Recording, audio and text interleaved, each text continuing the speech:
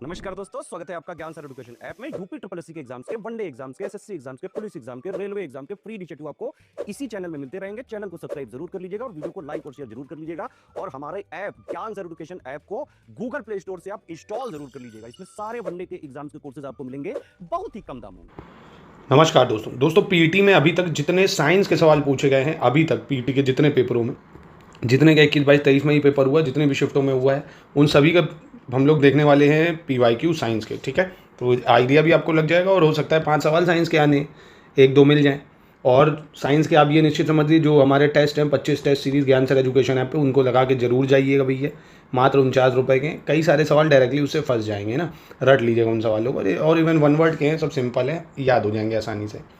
पहला सवाल है स्वर यंत्र के संबंध में, है ना, यानी लैरिंग्स के संबंध में।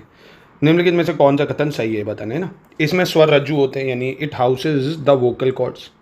यह एक हड्डीदार बक्सा है, यानी बोनी बॉक्स है। यह श्वसनली में आक्रमण करने वाले रोगजनकों को रोकता है और यह उपास्थि से बना एक अंग है और ग्रसनी को श्वासनली से जोड़ता है। तो यहाँ पे सही कौन सा है? सिर्फ पहला सही, it houses the vocal cord, है ना। इसमें स्वर रज्जु होते हैं लैरिंग्स में। ठीक है, दूसरे की बात करते हैं। मिल्क ऑफ मैग्नीशियम किस प्रकार का क्लोराइड है, कह रहा है। मिल्क ऑफ मैग्नीशियम मतलब घन सोल है, एरोसोल है या इमल्शन है। तो मिल्क ऑफ मैग्नीशिया है ना, एंटा एसिड, जब हमें बहुत ज़्यादा एसिड बनता है इसको खाते हैं, बेस का काम करता है, तो ये सोल है। ठीक है, सोल कैटेगरी में आ जाएगा। इसके बाद निम्नलिखित में से कौन सा कार्बनिक यौगिक मानव शरीर में प्रोटोप्लाज्म को जमा देता है?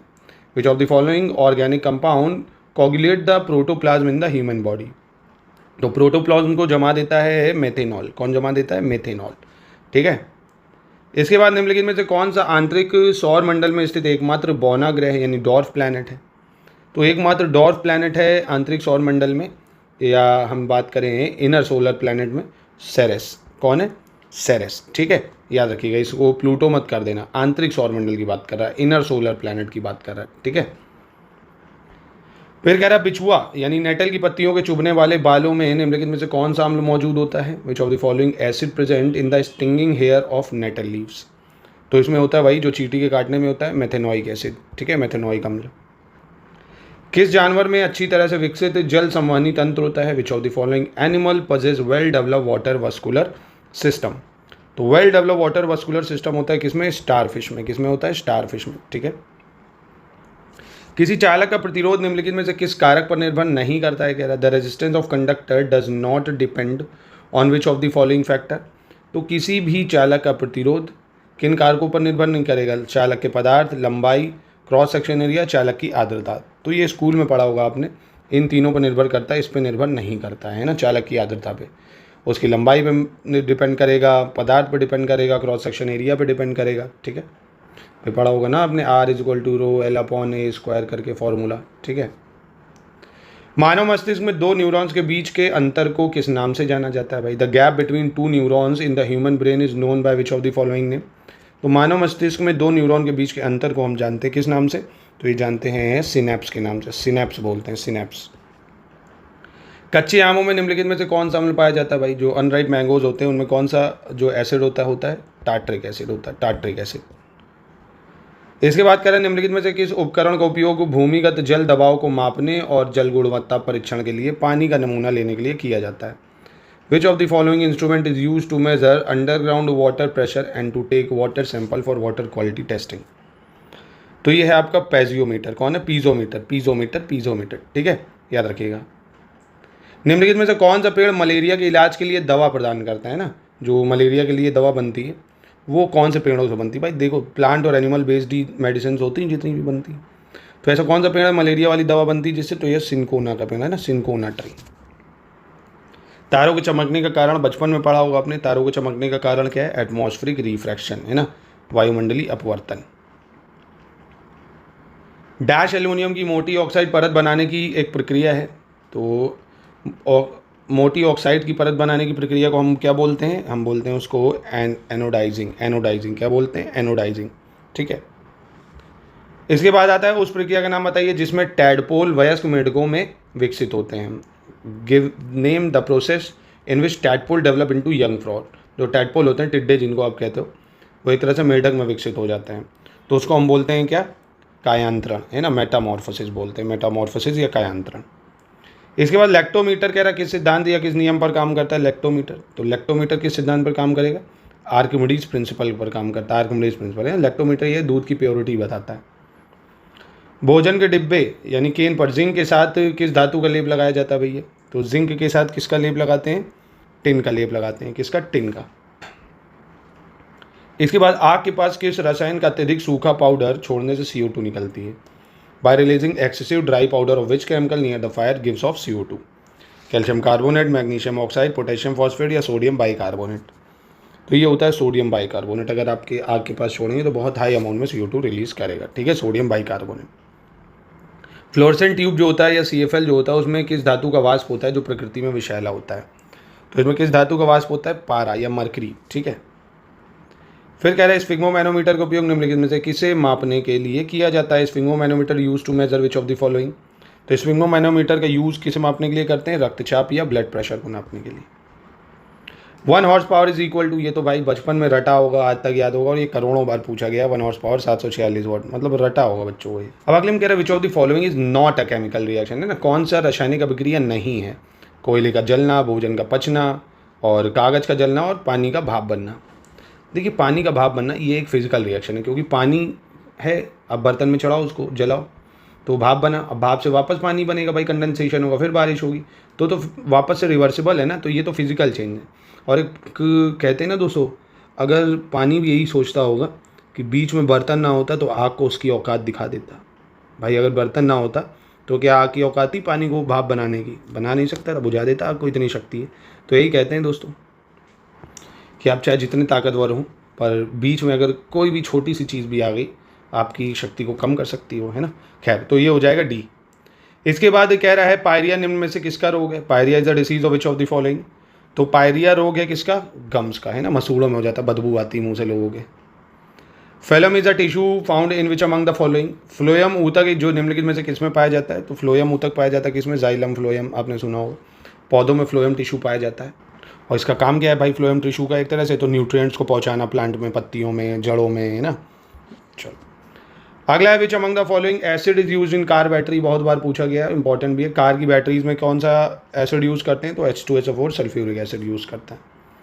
फिर कह रहा है वायुमंडल में ग्रीन हाउस गैसें पृथ्वी के अधिकांश उत्सर्जित डैश को अवशोषित करती हैं जो निचले वायुमंडल को गर्म करती हैं। Green house gases in the atmosphere absorb most of the earth emitted dash which heats the lower atmosphere, तो इसका आंसर हो जाएगा इंफ्रारेड रेडिएशन, है ना।